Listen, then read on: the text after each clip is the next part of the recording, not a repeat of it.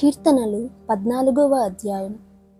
దేవుడు లేడని బుద్ధిహీనులు తమ హృదయములో అనుకొందురు.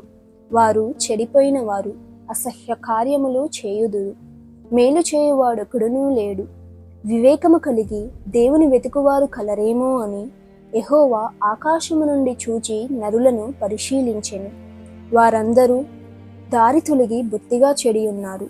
మేలు చేయువారెవరునూ లేరు, ఒక్కడైననూ లేడు. యెహోవాకు ప్రార్థన చేయక ఆహారము మృంగినట్లు నా ప్రజలను మృంగుచు, పాపము చేయువారికందరికిని తెలివి లేదా? పాపము చేయువారు బహుగా భయపడుదురు. ఎందుకనగా దేవుడు నీతిమంతుల సంతానము పక్షమున నున్నాడు. బాధపడు వారి ఆలోచనలను మీరు తృణీకరించుదురు. అయినను యెహోవా వారికి ఆశ్రయమై ఉన్నాడు. సియోనులో నుండి ఇశ్రాయేలునకు రక్షణ కలుగునుగాక. యెహోవా చెరలోని తన ప్రజలను రప్పించినప్పుడు యాకోబు హర్షించును, ఇశ్రాయేలు సంతోషించును.